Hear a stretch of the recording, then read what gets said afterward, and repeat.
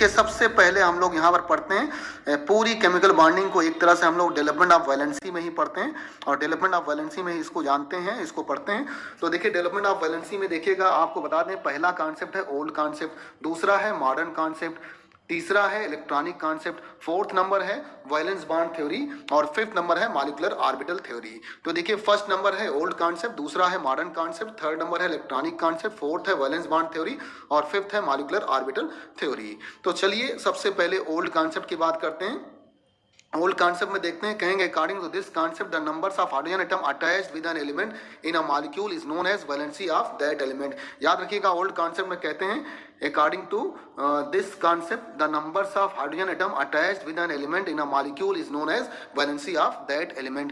तो कहेंगे जितने भी numbers of hydrogen atom attach होंगे किसी भी element से और किसी भी molecule में, वही कहलाएगा, उसकी valency कहलाएगी। तो कहेंगे according to this concept the numbers of hydrogen atom attached with an element in a molecule is valency of that element। जैसे मेथेन में देखिएगा CH4 में कार्बन से कितने हाइड्रोजन एटम अटैच हैं? 4। तो कार्बन की वैलेंसी कितनी हो गई? 4 हो गई।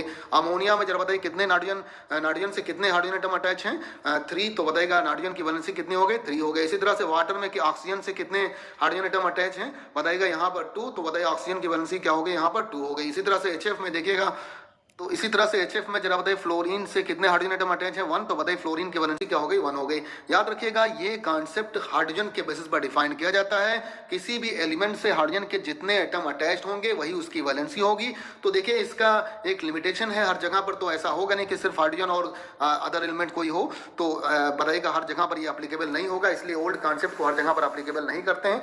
तो यहाँ पर बस एक शुरुआत थी वैलेंसी निकालने की। और तो मॉडर्न कॉन्सेप्ट की बात करेंगे, it is based on electronic configuration. ये किस पर बेस्ड होगा? इलेक्ट्रॉनिक कॉन्फ़िगरेशन पर बेस्ड होगा। जैसे देखिए सोडियम का एटॉमिक नंबर 11 होता है, अगर इसका इलेक्ट्रॉनिक कॉन्फ़िगरेशन करें 281 आ रहा है, इसके लास्ट साइड में कितने इलेक्ट्रॉन आ रहे हैं? 1 आ रहे हैं, वही इसकी वैलेंसी हो जाएगी। मैग्नीशियम का बताएगा 12 है, 282 है, इसके लास्ट साइड में 2 इलेक्ट्रॉन आ रहे हैं, वही इसकी वैलेंसी हो जाएगी। इसी तरह से एल्युमिनियम का 13 होगा, 283 होगा, लास्ट साइड में 3 आ रहा है, वही उसकी वैलेंसी हो जाएगी।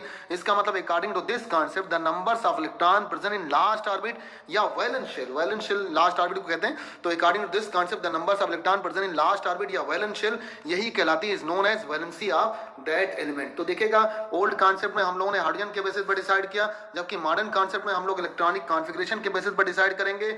और देखिएगा जो भी लास्ट ऑर्बिट में जितने नंबर्स ऑफ इलेक्ट्रॉन होंगे वही उसकी वैलेंसी होगी।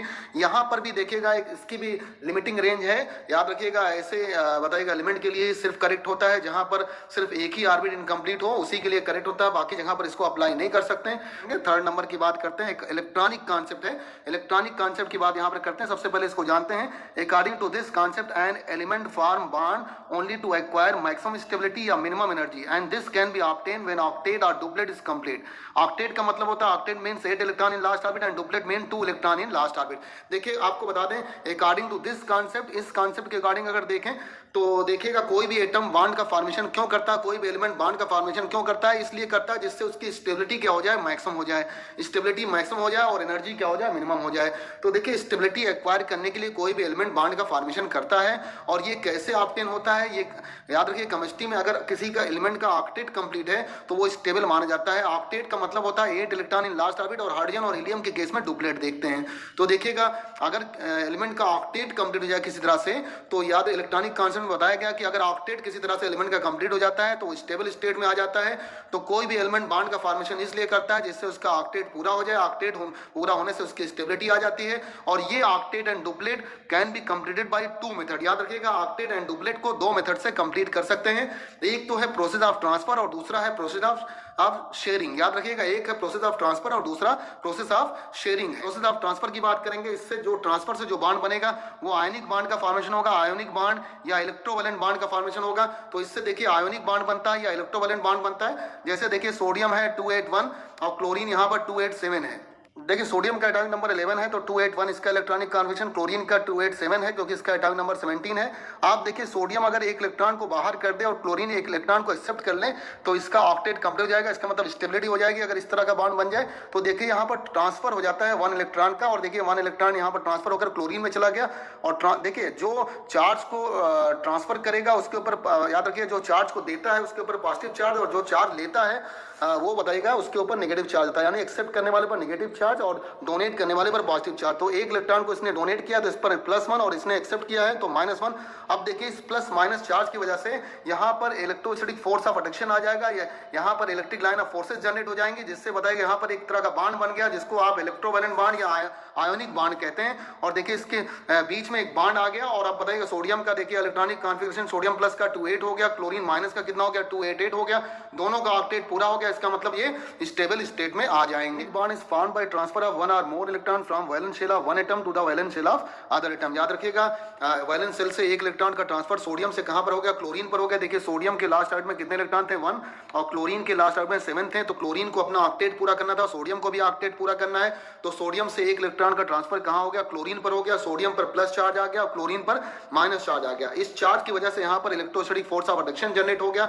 ये जो लाइन दिखाई गई डॉटेड लाइन से ये इलेक्ट्रिक लाइन ऑफ फोर्सेस को दिखाते हैं। इस तरह से यहां पर बताइए इलेक्ट्रोस्टैटिक बांड आ गया या आयनिक बांड भी इसको कहते हैं। देखिए आयनिक बांड क्या है आपको बता दें, ionic bond formation is a compromise between two ions. याद रखिएगा आयनिक बांड का फॉर्मेशन एक कंप्रोमाइज है बिटवीन टू आयंस में, arises due to the electrostatic force of attraction. याद रखिएगा ये अराइज होगा due to electrostatic force of attraction, therefore it is also named as, याद रखिएगा इलेक्ट्रोवैलेंट बांड, इसीलिए इसको इलेक्ट्रोवैलेंट बांड भी कहते हैं। तो देखिए ionic bond is a compromise, ionic bond formation is a compromise between two ions arises due to the electrostatic force of attraction, therefore it is also named as electrovalent bond। अब हम लोग यहाँ पर पढ़ेंगे प्रॉपर्टीज ऑफ आयनिक कंपाउंड। एक साथ अभी सारे स्ट्रक्चर हम लोग देखेंगे, लेकिन सबसे पहले यहाँ पर प्रॉपर्टीज ऑफ आयनिक कंपाउंड को हम लोग देखते हैं। तो देखिए प्रॉपर्टीज ऑफ आयनिक कंपाउंड की बात करेंगे। They have high melting point and boiling point due to electrostatic force of attraction. याद रखिएगा इसका मेल्टिंग पॉइंट और बॉइलिंग पॉइंट बहुत ज्यादा होगा, और ऐसा क्यों होगा, ड्यू टू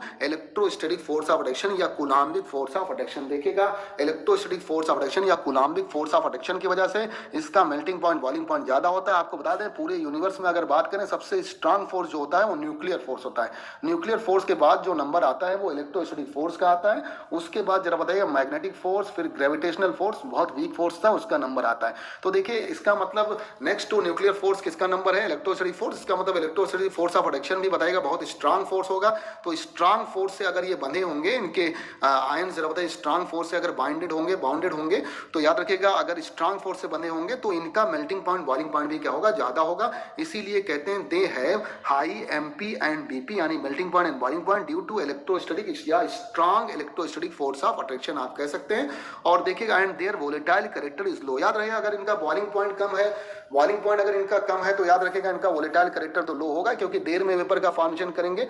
तो याद रखिए इनका बॉइलिंग पॉइंट अगर ज्यादा है, हाई बॉइलिंग पॉइंट है, तो इनका वोलेटाइल कैरेक्टर तो लो होगा ही होगा, क्योंकि देखिएगा देर में ये बताइएगा बॉयल होंगे तो देर में वेपर का फॉर्मेशन करेंगे। तो याद रखिएगा आयनिक कंपाउंड है high melting point and boiling point और due to electrostatic force of attraction, therefore their volatile character is low. याद रखिए इनके वोलेटाइल कैरेक्टर क्या होगा, लो होगा। अब देखिए दूसरी बात करते हैं, they are good conductor of electricity either in molten form और इन एक्वस फॉर्म। याद रखिएगा ये गुड कंडक्टर ऑफ इलेक्ट्रिसिटी होंगे, चाहे ये माल्टन फॉर्म में हो या एक्वस फॉर्म में हो, वो अलग बात है, सॉलिड स्टेट में नहीं होते हैं कंडक्टर ऑफ इलेक्ट्रिसिटी। लेकिन याद रखिएगा ये they are good conductor of electricity either in molten form और इन एक्वस फॉर्म, दोनों ही फॉर्म में क्या होते हैं, ये गुड कंडक्टर ऑफ इलेक्ट्रिसिटी के होंगे। और देखिए एक बात और बता दें, आयनिक कंपाउंड और नॉन डायरेक्शनल। आयनिक कंपाउंड क्या होंगे, नॉन डायरेक्शनल होंगे। इसका मतलब इनकी कोई डेफिनेट शेप और ज्योमेट्री नहीं होगी, ये नॉन डायरेक्शनल है, इनका कोई भी डेफिनेट शेप या ज्योमेट्री नहीं होगा, जबकि कोवैलेंट कंपाउंड की डेफिनेट शेप एंड ज्योमेट्री होती है। अगली बात हम लोग करते हैं अगली प्रॉपर्टी की, आयनिक bond is mainly found in between metal and non metal. याद रखिएगा ये मेटल और नॉन मेटल के बीच पाए जाते हैं। किसके बीच बनते हैं, मेटल और नॉन मेटल के बीच बनते हैं। और या कहेंगे और between those atom which have greater difference in electronegativity. अगर डेटाबेस में दें तो ग्रेटर देन 1.7 होगा। याद रखिएगा ionic bond is mainly found between metal and non metal having high difference in electronegativity. याद रखिएगा इनके बीच इलेक्ट्रोनेगेटिविटी का डिफरेंस ज्यादा होना चाहिए, और इसको वैल्यू के फॉर्म में अगर दें तो ग्रेटर देन 1.7 होना चाहिए। तो दैट की तो देखिए यहाँ ionic bond is a complete redox change. याद रखिएगा ionic bond formation is a complete redox change. कैसा है भाई, आपको बता दें ionic bond formation is a complete redox change since metal is oxidise and non metal is reduced. और देखिए यहाँ पर दिख भी रहा है Na जरा बताएगा Cl2 से कंबाइन करता है, तो बताइए NaCl का फॉर्मेशन करता है। Na का फ्री फॉर्म में है तो ऑक्सीडेशन नंबर 0 होगा, Na प्लस चला गया तो 0 से 1 हो गया, इसका मतलब यहाँ पर ऑक्सीडेशन हो गया। और देखिए Cl2 0 है, 0 से -1 हो गया तो यहाँ पर रिडक्शन हो गया। तो देखिएगा एक ही यहाँ पर देखिएगा एक तरह से रिडॉक्स रिएक्शन है, क्योंकि रिडॉक्स रिएक्शन में क्या होता है, एक चीज का ऑक्सीडेशन होता है और दूसरे का क्या होता है, रिडक्शन।